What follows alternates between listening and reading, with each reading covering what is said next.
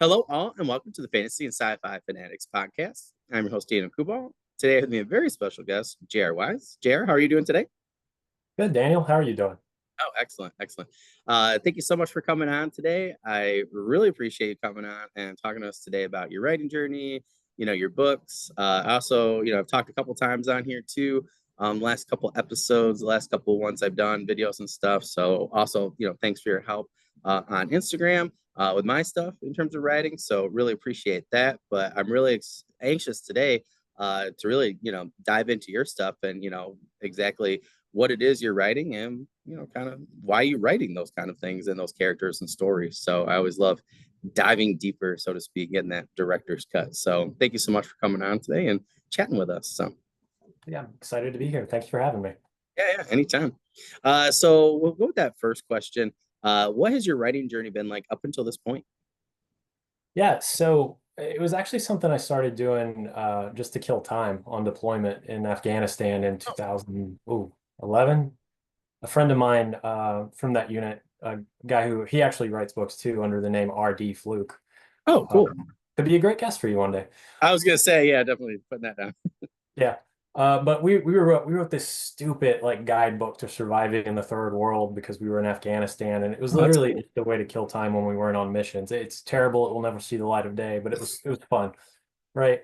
And then we both kind of just let the idea die when we got back home, and actually fast forward 7 years after that, I'm sitting in counseling talking to my therapist, and she suggests that I start writing stories to deal with what I saw and what I had to do in Afghanistan.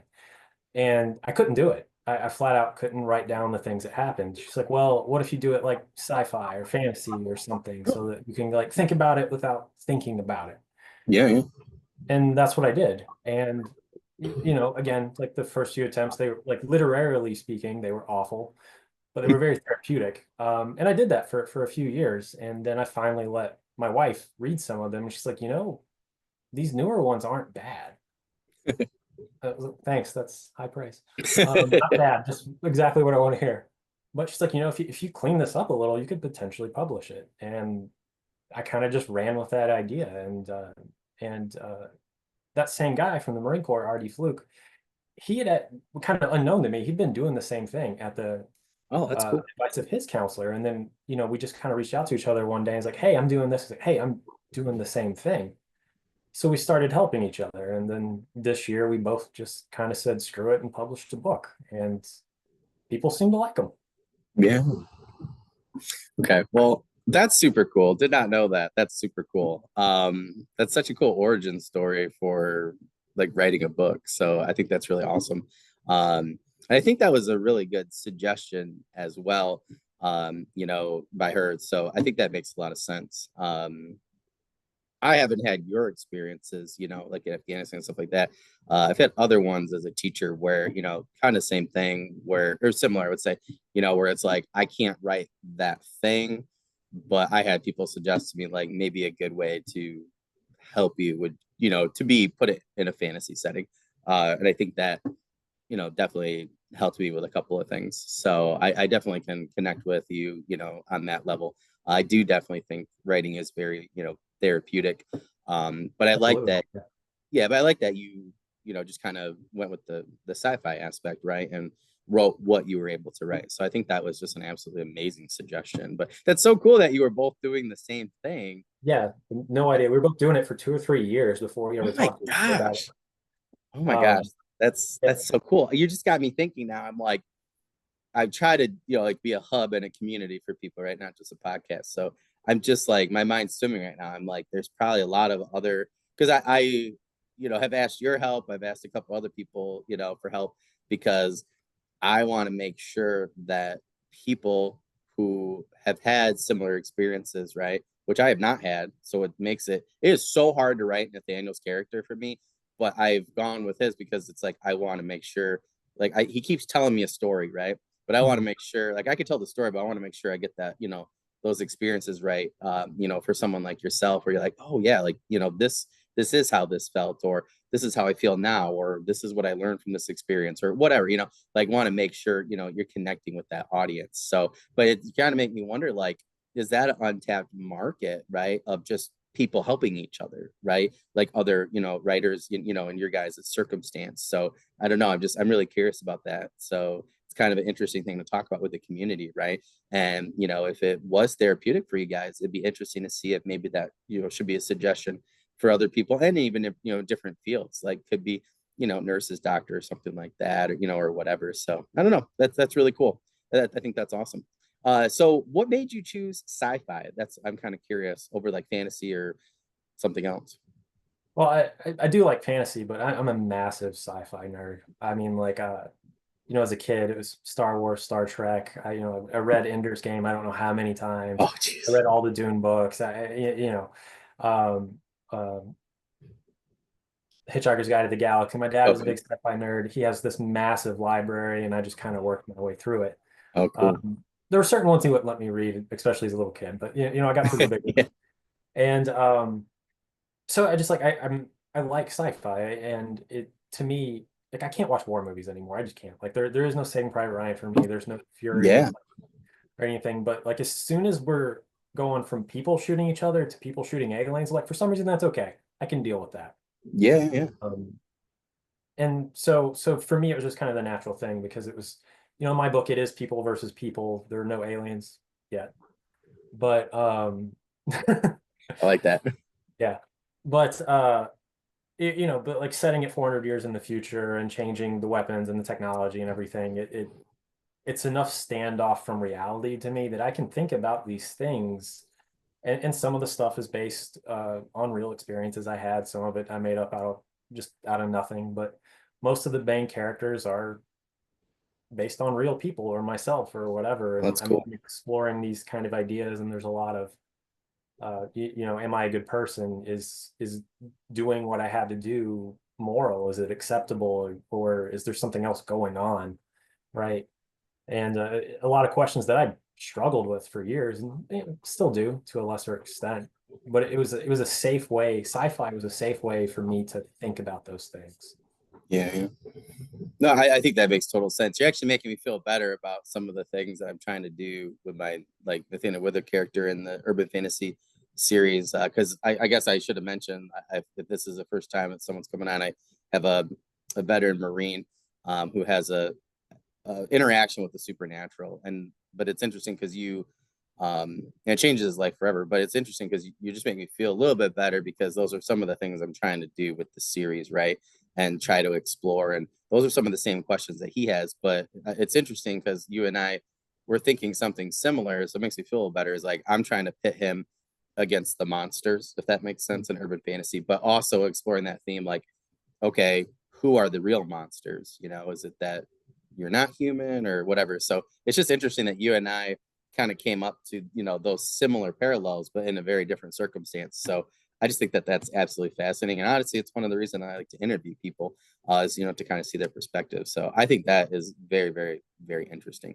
But that's cool, that you are able to, use your writing, and your experiences, right, to, really kind of use it as, I don't know, I always like ask questions, right? Like I'm really curious, like what really makes a monster, right? At least in urban fantasy, and like you have Frankenstein or whatever. So I don't know. I think it's just interesting to look at sci-fi and, look at like Master Chief or something, right? And I kind of do wonder, right? Like is Master Chief okay at the end of the day with everything that Master Chief has to do, right? And how on earth do these people, or people like yourself or anybody else, right, who gets put in a very, very difficult circumstance, like, I just think it's interesting to see their transformative thoughts and to really see like what it is that they're able to do with those experiences after. We just talked about resilience in my class today. And it's just, to me, it's just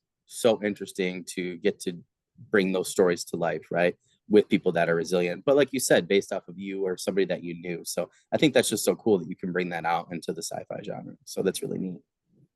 Yeah, it's been really helpful, and it's interesting that you mentioned Master Chief because I think when you moved away from the Bungie era and 343 took over, I feel like they really tried to explore that Yes. Yeah. poorly, but Yeah.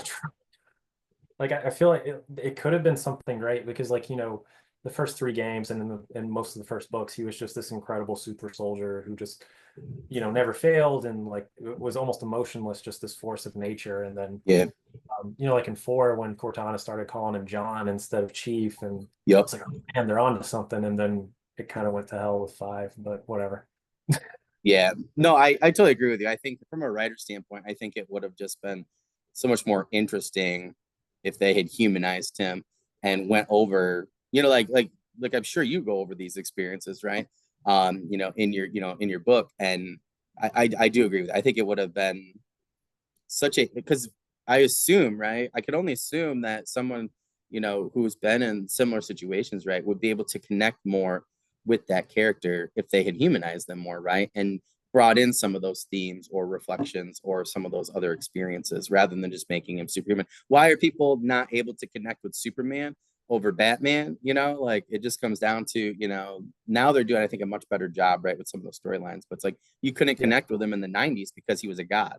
And it's like we don't know what that's like. But you could connect with those storylines where he's having human problems and can't solve them. And his godly powers, all the godly powers in the world can't help him. So I agree with you. I think it would have been a lot cooler if they had kind of went that route. But it's nice that you can go that route, right? Like, Yeah. we can in terms of writing. So that's really neat.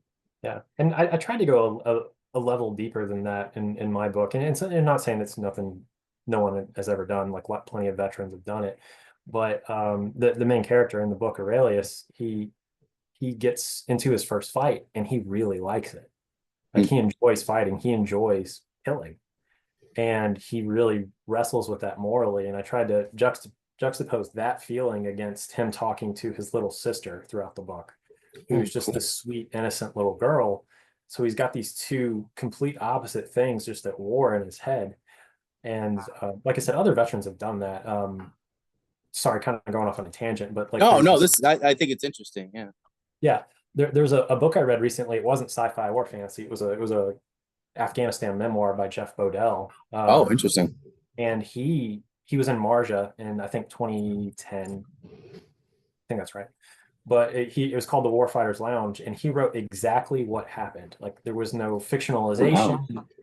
Like he just wrote down what he was feeling, what he was thinking, and like if you've not read that book, even though it's not sci-fi or fantasy, like I recommend it. It's actually not terribly long. It's on Audible if you prefer to listen to it, but it is so powerful to hear him say exactly what happened. And I could never do it. I don't think I could. Yeah, yeah, yeah. If I did, I don't think I could let anyone read it. So like, I mean, there's definitely other, and he's a Marine too. So, just further Oh, proof that interesting. we don't just eat crayons, we write with them. Yeah. Uh, but, but yeah, I mean, like there's a good number of veteran authors out there doing this. And, um, I'm just trying to fill my little piece of it, and maybe I can help another veteran or help someone else. Cause that's cause this is about mental health for me. Like I'm never going to be, Stephen King or Robert Heinlein or something like that. Statistically, it's not going to happen. But if this helps me, if this helps another veteran, if this helps you, if it helps anyone, like I'm about it. Yeah, I got to be honest. I'm so behind right now with ARC still from the summertime. I just got so slammed with work. So you were on my summer list. It's now turned into my fall list. But I'm like so excited based off our private conversations.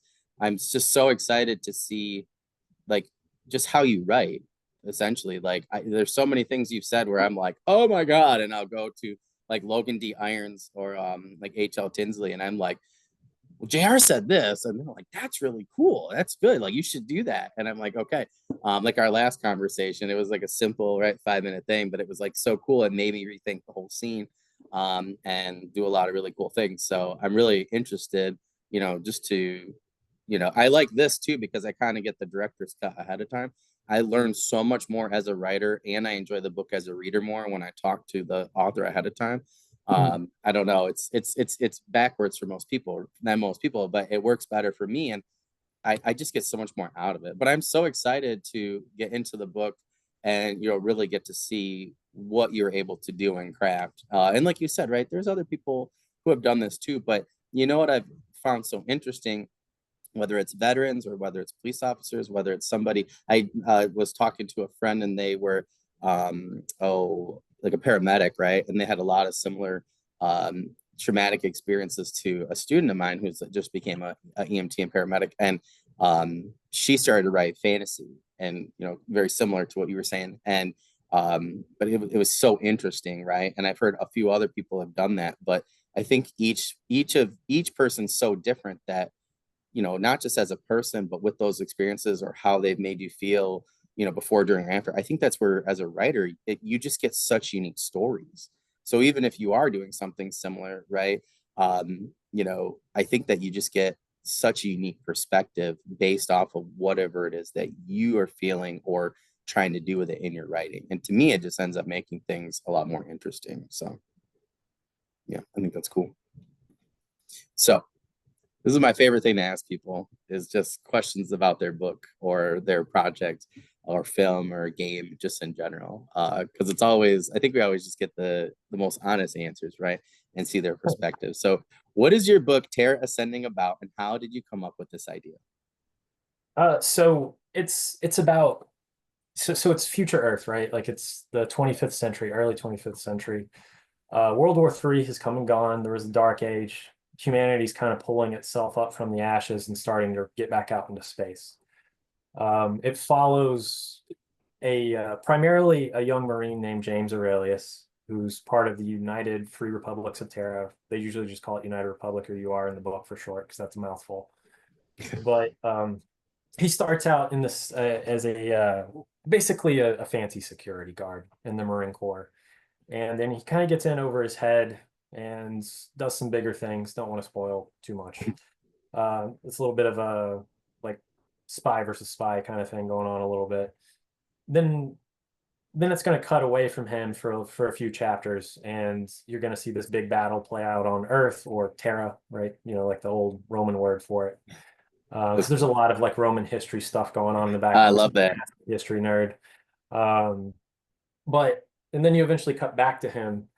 Uh, but it's kind of this. All right, World War III is come and gone. The United States is gone. It doesn't exist anymore. Uh, China, or what used to be China, is now the big player in the Sol system. Like there's colonies on Mars, Venus, the outer planets, whatever. It's kind of like Starship Troopers without the bugs Oh, cool. meets the Expanse, Oh, right? that's awesome. It's probably the best way to put it. And it's very gritty. There's no, like, I'm not telling stories from the point of views of officers or generals or heroes or whatever.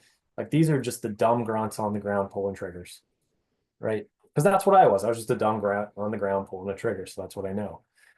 And so it's gritty. It's in your face. Like they talk to each other how Marines talk to each other. So it's filled with profanity and awful jokes and whatever. But I try to tell the real story of a grunt, not the stuff that you usually get in sci-fi, which is the golden boy or the rags to Yep. riches or whatever, because that's just Yeah. not how it is in real life. Yeah, yeah.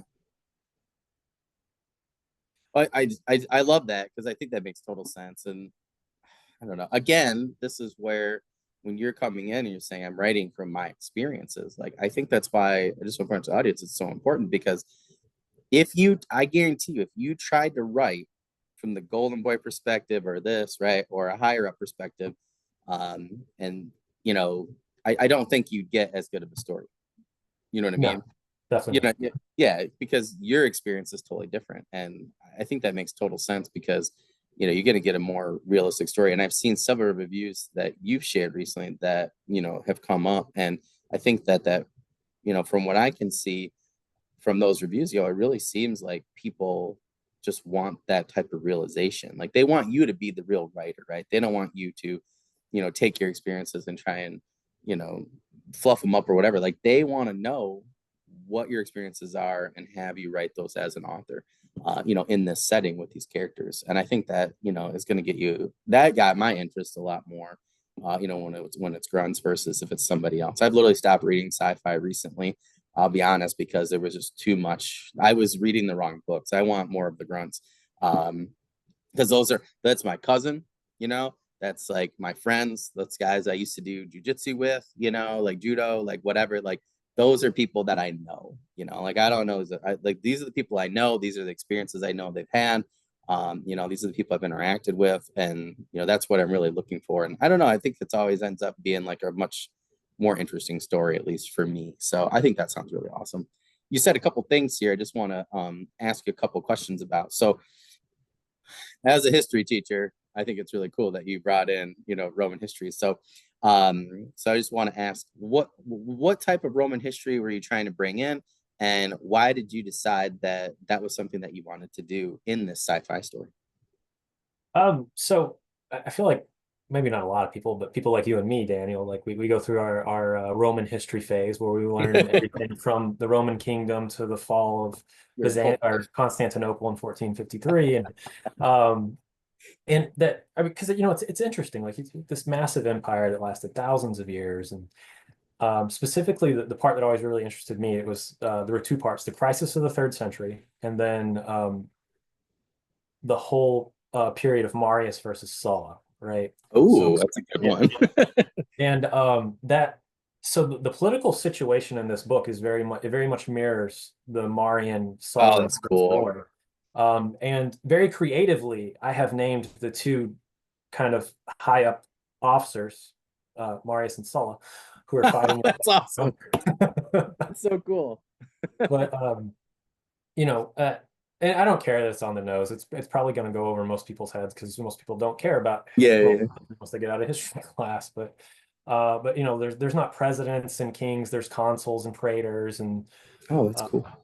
uh, Aurelius starts as a praetorian, ends up as a Varangian. So very Roman things. But I try to tie in other things like there's pieces of Arabic, Persian culture. Mm. Uh, Ancient Chinese culture, the big badass in the Seoul system is actually the Shenzhou Empire, which is like Oh, China. China, they kind of got out of World War III more or less unscathed, and then took mm, most of Asia. Australia is part of that now, so like you'll mm. see these people with New Zealand accents working for the Shenzhou Empire because Mm. they're just part of them. Yeah. But yeah, I just thought that was really interesting, and like there's just a gold mine of storytelling when you dive Yeah. into human history with the big personalities fighting each other, Yep. and I just thought it would be cool, kind of I don't well, background noise essentially to the main story, which was the grunts.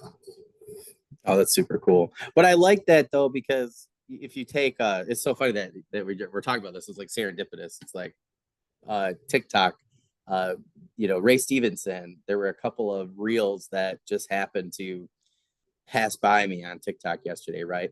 But that's the whole thing is like, that like Rome was so great. I did not particularly care about all the higher up people. I loved the Roman soldier. I loved the grunt, right? Like I loved seeing any level of them and how they interacted, the issues that they had. I thought they did such a good job of, just making it real for people, right? And bringing the history to life. So I totally get what you're saying. I think that it is a great matchup with what you have here, and it makes total sense. And it's just cool. I think sci-fi and Romans is it's just really cool. So Oh I yeah, think I it's mean just a cool blend. like look at Foundation. That's they just essentially stripped Roman history, added a new story on top. Yeah, yeah, yeah, yeah, yeah. Um, Yep. then you see a lot of it in Star Wars, even like there's Oh, some true. Roman stuff going on. Yep. Yeah, Um, no, totally. And of course, like, Pierce Brown, I met him years ago. He was just so cool. He's like, I don't think anybody's gonna read this book. And I had bought it right beforehand. And this is like right when Red Rising came out. And it's just so funny to me now. Like every time I hear him speak or whatever, or see a review, I remember him I think I met him, Brandon Sanderson, Patrick Rothfuss, like a whole bunch of people all at the same like bookstore in Scottsdale, Arizona. But it was so funny because he said the same thing that you said earlier. He's like, I'm never gonna be a Stephen King. And then bam. So it's always funny to me when someone says that. I'm like, well, you never know. So it's kind of funny too that you have some similar like of the Roman history put in there too. So never say never, my friend. But that's super cool. Um, oh, and the other thing was, so we talked about Roman history and blending that in. So you said, right, you didn't want it to be like the rest of the story be second noise or things like that. But I'm curious, like how did you write the overall story and then blend the Roman history, but also because I think people like me I'm like still struggling with this. How did you put the overall story together with the sci-fi blend the Roman history, but also put in your own experiences or people you knew? Like, how did you blend kind of like those three things together, if that makes sense? Because I think that's the hardest thing for me right now. So I think that I kind of thought about each piece individually a Mm. little bit. The Roman history piece in terms of like putting it together is kind of easy because it already happened and I've read those books. So, right. And then just kind of pull in the bits and pieces from that that makes sense in the larger world. I started mostly with things that more or less happened to me. Obviously I took some things and made them more exciting for, the story's sake, or like I said, I made some of the book up just out of nowhere because it was just fun to write. Yeah. Uh, but like the underlying themes are all kind of like stuff I've thought about, stuff I've dealt with. So um, it's kind of a meandering answer. But so I started No, with no, kind it of makes sense. what was I trying to get out of this personally from like a mental health perspective? Um, how did my actual stories kind of relate to a political situation that maybe I could parallel the Mm. Marius Sulla thing? Because you think about the time period of Marius and Sulla, the Roman Republic was very divided. It was very either you're an Optimate or you're, oh man, what was Marius's political party? I'm Popular. blanking right now because it's the end of the day, but I think you're right. Yeah, but so you're either Team A or you're Team B, Yeah. and unfortunately, I feel like that's kind of the world we live in right now a Yeah, little yeah, bit. yeah. People can connect with that though, right? Yeah, so to me, tying in that specific period of Roman history to the political situation of when I served was not a big stretch. That's fair. Yeah. I mean, let's hope it doesn't go to the point that Marius versus Sulla did in real life. Yeah. But um, but from a storytelling perspective, that's not a big leap. Yeah. So Yeah. that was actually kind of easy in that portion of it. I think where I found problems is like when I would get to the points, especially where Aurelius is kind of being introspective about things like killing and death and all that, I would ramble way too long. Mm. Luckily, I had beta readers and editors, and they're like, "You need to cut half of this crap. I got more." Yeah. Because you need those as a writer, right? Um, but chopping that down and making it fit within the actual story structure, because like ultimately, if I'm trying to get someone to buy this book, it still has to be a good story. Yeah. Yeah. Right. So, take my real life experience, the political situation that existed while I was in, and then trying to parallel that to Marius versus Sulla, and then the story, the background story almost just kind of wrote itself at that point. I think that was a perfect answer, actually. That is, I always ask people that because it's, it's so hard for like people like, why are you struggling with draft five with your novella? It's just a novella. I'm like, I'm struggling because I haven't gotten to this high of a level for anything I've written.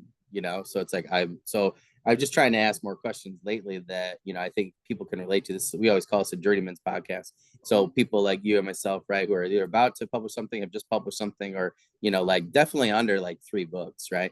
And I've had quite a few people privately message me saying like, hey, how are you doing this? How am I supposed to do this? So, and these are things that most people don't talk about, right? So I always find that type of question interesting and your answers because everybody's different, right? So if I can get enough of those types of questions and answers from you guys, enough people will be able to see those examples and be able to sprinkle those things themselves. So I think that is super cool, and that makes a lot of sense for like how you answered that, like how your process was. So I actually find that very, very helpful. And I hope Um, yeah, whoever go told ahead. you that it's just a novella, I'm assuming they don't understand that it's kind of hard to write shorter fiction, like because Oh you my don't have God. 100,000 words to do all these things. It is Like, like, yeah, no, I totally agree. I try to explain to myself, I have three as a prequel novella trilogy, and they're like, we'll just put in one book. And I'm like, okay, I go, but even that, I'm like, it's just not working that way. So, yeah, like, he's just not like Nathaniel's like, no, this is my story. And then the next one pops up with another character. And then she was like, oh, I'm like this is my story, but I'm not a secondary character. She's like, I'm a dual character. So that helped me rewrite the whole yeah, series for like later on, because I was like, ooh, she's awesome. And I had beta readers, or I had alpha readers, and they were like, oh, we like her. Like just the thought of her, like, who is she? And I'm like, are you going to buy novella 2? They're like, yeah. I go, she's chapter 1. And they're like, ooh, they're like, they literally were about to like come here to New York and beat me up because I didn't put her in the first novella. You know what I mean? But that's what you want, right?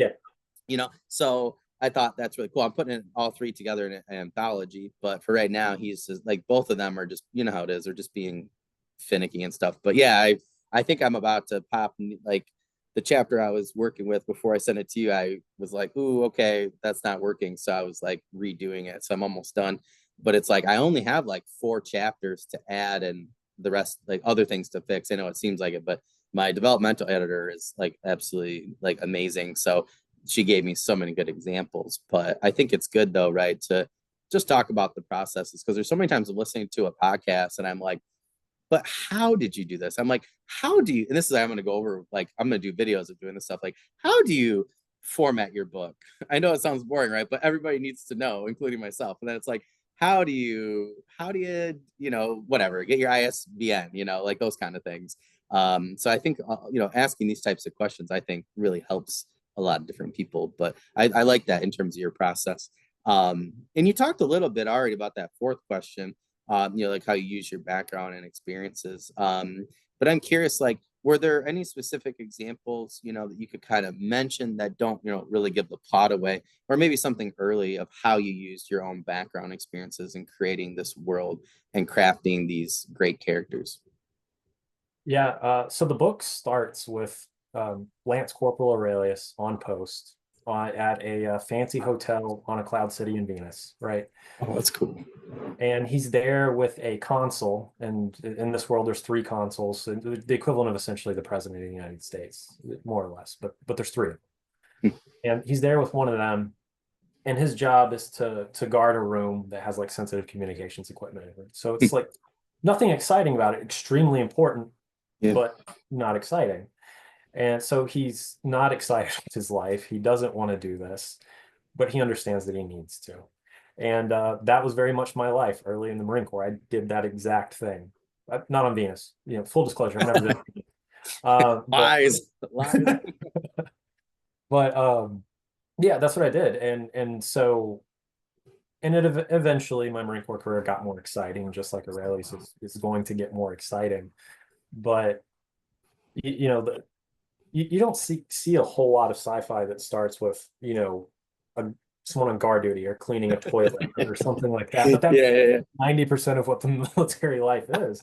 Like you're just doing dumb things or you're waiting around to do dumb things. Yeah, yeah. And so I wanted to capture that a little bit, but then, obviously then tell a story that people want to read later. Don't worry, that doesn't last terribly long, the whole garbage thing. But I also use that to establish some character conflict with there's always kind of the asshole higher up. So he's Yeah. dealing with the guy while he's on guard duty and just kind of setting the stage for things that are going to happen later. But because that's where I was. Like I was dissatisfied with my life. I had that asshole guy in charge of me, and eventually I stumbled into an opportunity that was better. Oh, that's awesome. You're making me feel good too, because I have that as well as one of my tropes. It's not Oh a yeah, huge thing, but yeah, it was my friend goes, oh my God. He's like, this guy I had. And I was like, okay. I was like, guess I should keep this in here. And he's like, well, you've had a boss at one point. I go, yeah, I remember years ago I had one where I was like, oh my gosh, are we done yet? yeah, I found a different opportunity. I'm so glad because I was actually able to, yeah. do stuff. But everyone can relate to that. Like It's true. military or not, like everyone can. Everybody's had that boss that they didn't like. Yep. Um, and I actually love books that start that way or where they're just doing these everyday. I cannot for the life of me remember what the name of it is, but it was an audio book I listened to. It was sci-fi. A really interesting universe. But the first line of the book was something along the lines of like, it was the cleanest toilet bowl I'd ever seen in my life. Because this guy's at a military base on some frozen planet cleaning toilets because that was his job. Yeah, which you could connect with, right? Like, Yeah. why am I here doing this? That's like kind of like totally blanking on who the author is now, but book 1 for Primal Hunter, right? The lit RPG. The guy's literally like in an elevator and at his job, and it's just like it's so boring and mundane. And I'm like, when's the fun part gonna start? But then when it does start, you're like, holy moly, like this is really cool. So but everybody can relate, like you're saying, right? Anybody can relate to that. You're like, oh my God, like I just got to work. Are we like, is it 5 o'clock yet? Or whatever time you get done. You're just like, are we Yeah. done yet? So I think that makes total sense. That's super cool. But it's nice too from a writer standpoint, right? Like you were saying, like it starts that way, but it, you know, it doesn't end that way, right? And it goes. So I think that makes total sense, right? Because it kind of catches you off guard a little bit, and then you're kind of like waiting for that jump scare, so to speak, or whatever you want to say, right? You're waiting for that, you know, that dial to turn pretty quickly. And if you can do it that way, I think it works really well. So I think everybody always, I'm more of a like, I started in the action. You know, like my first line is like for writing about is like it was all quiet until we blew the effing door off and then all hell broke loose or whatever. And then I kind of backtrack a little bit. But it's like that's just like I don't know. That's just like I find it when I start that way, it helps me. My friend will not do that at all. And he can't. And he tries and it sounds awful.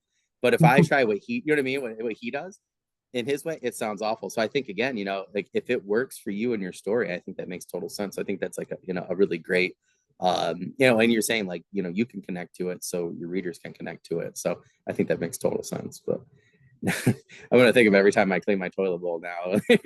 Yeah. Be doing this on a different Yeah. plan. The first line of my book is my bladder would explode if I didn't go to the bathroom soon. That's Or, awesome. because like he's on post and he has to pee and there's no one to relieve Yeah, him yeah, to yeah. pee. Oh my God. Well, as a teacher, I totally get that because if I go to the bathroom sometimes, my class will explode. So I definitely have to wait for somebody to pop by. So, but I think so many people can relate to that, right? Like heck, Amazon drivers during the pandemic or right now, UPS drivers, right? Like they weren't getting, you know, bathroom breaks. So I think, you know, I think anybody or just any person, right? It doesn't have to be somebody with one of those types of jobs to just be like, oh, that's uncomfortable. I think that really kind of sinks you in, right? And anybody can relate to that, like right off the bat. So that's really awesome. That's really cool. So talked a little bit, but I just want to go a little more in depth with this fifth question. So, what is it you really want people to get out of this book? So what I really want people to get out of the book is kind of a more, I'm going to say realistic, even though it's sci-fi, but realistic kind of portrayal of the inner workings of a grunt's head, Yeah, yeah, right? yeah, Because, you know, technology changes, but, you know, kind of like Fallout says, war never does. It's yeah, yeah. still just people killing each other, usually for no reason. Yep. And then the people that were pulling the triggers or throwing the spears or shooting the bows or whatever are the ones that have to deal with the aftermath, along with their families too. And I'm going to explore that a little bit as well. A Oh, little more cool. in book two than book one, but yeah, we're getting there.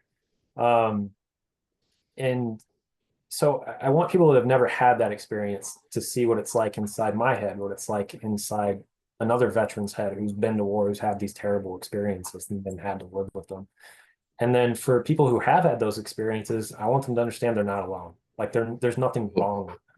Yeah, yeah, Like we're all thinking the same thing. And the only way it's going to get better is if we talk about it, whether that's writing about it or, you know, me talking to you about it, me talking to another veteran about it. Like it has to be out in the open. And I want the stigma around mental health, especially for veterans, to go yeah, away. yeah, yeah, yeah. Because, you know, veterans, like we off ourselves at the cyclic rate. Like we kill ourselves like crazy.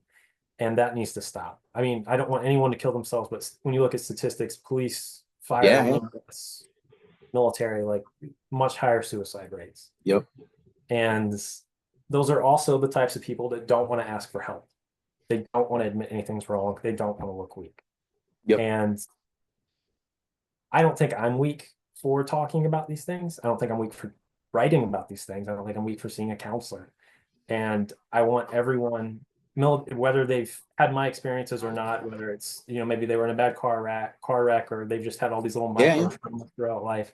Like there's nothing wrong with you, and it's okay to talk about it, and it is okay to seek help.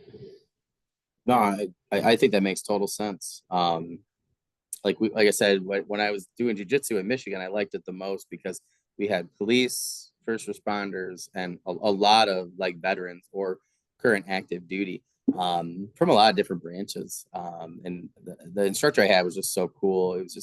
It was like a place where like you wanted to be, you know, and you get done. And some I didn't have kids at the time, but like I go, you know, after working all day, then tutoring. It's like classes at 5:30.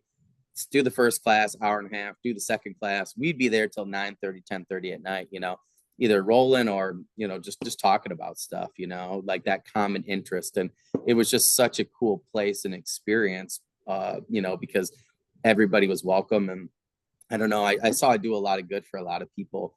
Like you said, right? Not even in those fields, but just anybody, right? Like we had so many different groups of people from so many walks of life. So I totally agree. I think if you can do anything to help any of those people, right? I think that makes total sense. But I think that's so cool that that's what you're trying to do. You know, like that's one, you know, result you want, you know, or what you want people to get out of the book. I think that's a common theme that so many people can relate to. And, you know, like you said, right, from so many different experiences. So that's super cool. Yeah, that's really neat. So okay, this one's really hard for people. I'm gonna make you pick your favorite child now. Okay. So if you had to pick one character to teach you something in fantasy, sci-fi, or horror, who would it be, and what would they teach you? I've been thinking about this. All right. So Malcolm Reynolds from Firefly, right? Good answer. So one, I actually want him to teach me two things. One, how to be even half as cool as him. That's fair. And then two, I want him to teach me everything there is about interplanetary smuggling because I desperately want to ride a space western. Oh God, I never. Dang it! Why'd you say that? Now I want to do that too. That sounds so cool. I like just talk about a great character, right? Like not Yeah. even just this. Like the series has so many great. Like you pick any of those characters, Joss Whedon, right? Like you pick any of those characters, and you're like, that is an extremely cool character. But I do have to say, like, I have done this in the past where I've been stuck on something with a character, and I just do like character studies, and I will literally rewatch Firefly over and over and over again, you know, just for Mal's character. And I think Nathan Fillion just did such a good job, right? So I think that's super cool. But you know, it's just such a amazing, multifaceted character, right? So anybody who hasn't seen the show, Nathan Fillion's character, he is a veteran of these intergalactic wars between essentially like Federalists and anti-Federalists, and he was on the side of like anti-Federalists and wants independent worlds essentially to make their own decision. And then he has to live in a post-federal world after this intergalactic war, and he has, and that's why he smuggles, right? Is like he's trying to still keep that independence. And oh my gosh, that is just an amazing answer. I was not expecting that. My last person said Obi-Wan Kenobi. I absolutely have to learn, you know, like his form of lightsaber. And I was like, I feel like that's totally fair, but that's a really good one. I'm just curious, why did you choose Mal as your character? Well, you know, if you really look at Mal, and man, I wish there was more than one season. I really do. Oh my, I know, right? But you know, I watched Serenity, the movie they made, and then I've read some of the books. The books are actually pretty good, Yeah, yeah, um, especially when you get in Mal's head a little bit. And he struggles with a lot of the same things I did, yeah. because you know he lost his war, Yep. and I'm sure you've seen the news, but we lost in Afghanistan. That was my war, Yep. and obviously, you know, the universe didn't change for me as big as it did for Mal Reynolds losing that war, but um, and even back when I first saw Firefly, like I think we all kind of knew we were going to lose Afghanistan because you know I saw it years after it came out, and so I relate to him on that level, as sad as that is. But I can see him struggling with some of the things I did, and I really like how he's this in your face, blunt guy who's just going to say what he needs to say, do what he needs to do, and he's not going to apologize to anyone for it.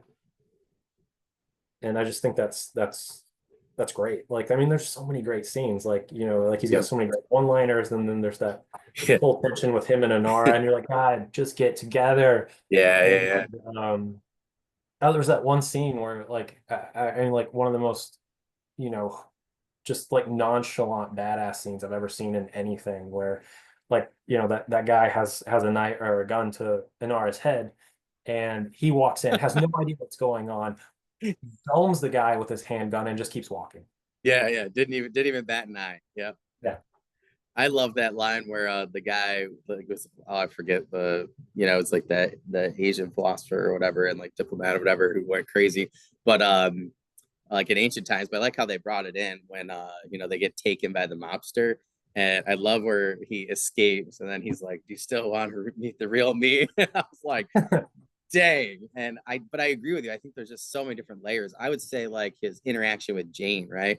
Where, you know, when Jane, you know, with River and Simon or whatever, where sells him up the river, literally, right? And then he helps them back. But, you know, Mal's not fooled, and you know, he puts the calm and he's like, "You ever do that again, essentially, like I'm gonna kill you."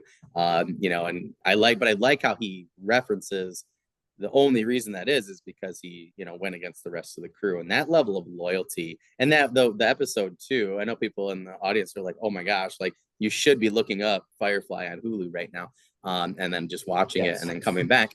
But just, you know, like when they had their I forget which one it was, but man, one of the greatest TV episodes, right, I've ever seen was the one where you know, their old army buddy comes back, right? Like that. There's so many just amazing scenes in there where I'm just like, oh my God. I was like, this has to be one of the best written episodes I've ever seen. Like that whole line about like, you know, if you can't, you know, can't walk, we'll carry you or whatever. I mean, it was just like, there were so many just great things. I think it was absolutely awesome. But yeah, Mal is like one of my favorite characters of all time. And you don't get many Mals, you know, we get a lot of different, you know, sci-fi or fantasy, but I don't think you get very many of him. So, which, like you said, right, wish you got more seasons. That was one of the greatest travesties. I know there's a parallel universe, right, and they're watching Firefly like season 10 right now, and just having a blast. We need to get there so badly. Yeah, yeah. No, it's cool. No, that's such a great answer. I just want to make sure. I know we're winding on time. I just want to make sure we got enough time, you know, for our last question here, just to make sure, you know, again, if people popped in late, you know, we're talking about, you know, book one for you, Terra Ascending. But do you have any other news, updates, or current projects, anything like that you can share with us? Yeah, so I'm about 70,000 words into book two. Nice, congrats. Which, oh, thank you, thank you. Right now it's got the working title of Boarding Action because it heavily features ship-to-ship boarding actions in space, but Oh, cool. I may change that. I don't know. I'm bad with names. Yeah, I'm also so when my book came out, the owner of a small publishing company called Canon Publishing actually saw it, liked it, and now I'm working with him, a guy named J.F. Holmes, who writes a bunch of amazing books. My two favorite series of his are The Fallen Empire, which is very similar to what I'm writing, but with more aliens. Okay. And then the Invasion series, which is this really interesting, like what if Ender lost idea. Oh, that's cool. Yeah, worth a read. Yeah. But so he read my book, he liked it, and he's like, "Hey, do you want to work with us?" So That's cool. I've submitted a short story for an anthology that they're putting out that's set in their Fallen Empire universe. Oh, that's cool. And to my point earlier about novellas being hard, Yeah, yeah. stories are hard, okay? Like, don't let anyone ever say just a short story, Yeah, right? amen to that. Yeah, because you know, I had 9,000 words to tell a whole story. Like, develop characters, make you like them, and then World building. yeah, like, well, luckily the world building's already done. It's a Yeah, yeah, universe yeah. that already Oh, that's exists. fair. That's fair. Yeah, yeah. Yeah, so that's hopefully that'll be coming out soon. My story will hopefully be part of it. And then I'm hoping to actually publish book two of Terra Ascending under the canon name. You know, assuming that they don't think it's a big steaming pile of poop. But but I feel hopefully, like you're okay if you're, you know, if you're going that route with the anthology and everything. So yeah. yeah.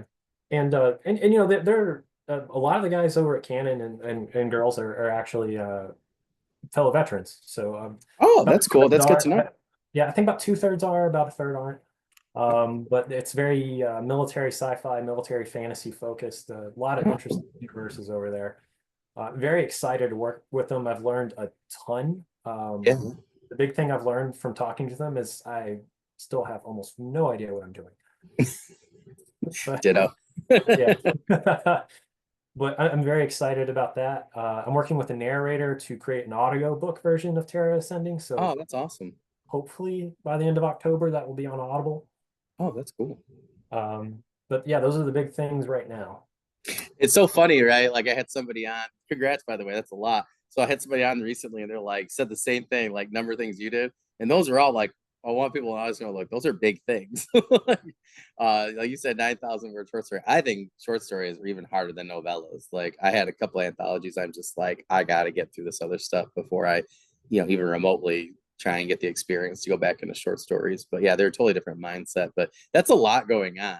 I don't think a lot of people realize that. And I think a lot of indie authors I have on, they're like, oh, I only have these things going on. I'm like, holy moly. I'm like, in the traditional publishing world, like, that's like 3 years worth of stuff, right? But I think we do things at such a different speed, which is what Ingrid Moon and I were talking about like a couple weeks ago.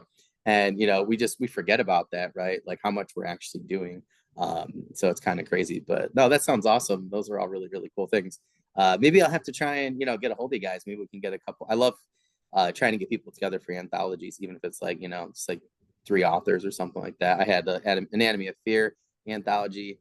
I had a couple people. I had like H.L. Tinsley and a couple other people on for that. So maybe we could try to do something like that later in the year. That once it's done or whatever, to help promote that. That'd be like super cool. I would definitely want to help with that.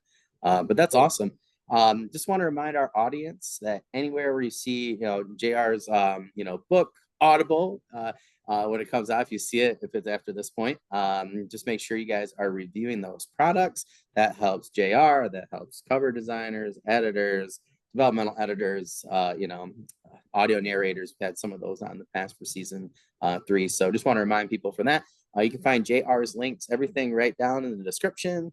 If you could make sure to subscribe to the YouTube channel, it helps me to help people out like JR to get everything seen. I'm trying to just get everything out there. It's my goal to one day, like you said earlier, like, yeah, I'm marrying Stephen King. Like now it's my goal for you specifically to be like, okay, we're going to get this thing like as many views as possible. Because I just want one person to blow up, just to be like, I helped that person get to this point and now they can, do X, Y, and Z.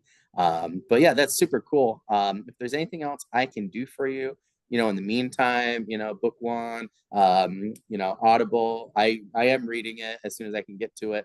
I got my list going right now. I think I'm like 4 away right now. So I do review everything. So I want everybody to also make sure you have to go back and check out my reviews. I'm doing reviews now on the channel. But yeah, if there's anything else I can do for you at all, like I said earlier before we got recording, just send me whatever and I'll get it out to our audience and any way possible, shape or form. But yeah, if there's anything else you need in the meantime, just let me know, my friend, and I'd be more than happy to help you out. Will do. Thank you so much, Daniel. Yeah, thank you. It was awesome. Like I said, I'm really excited to read book one. I can't wait to actually have you back for like a spoiler session. I think it would just be really cool to, kind of break down some of those things. Like I said, I love this is like the director's cut. I'm going to start to do this with authors to have them back for another interview after I read their book and let people know this is a spoiler. But I think that'd be really cool, to really kind of break down those things. So people could specifically go to our first interview, this one, and then go to that one, after they've read the book or listen to the Audible, and, learn, as much as they can out of your writing process. So I think that'll be super cool. But yeah, if there's anything else you need, just let me know. Other than that, my friend, I'm sure I'll talk to you on social media really soon. Thank you again for all your help. But if anything else, just let me know. But other than that, hope you have a good rest of the day. You too, Daniel. All right, I'll see you later. See you. Bye.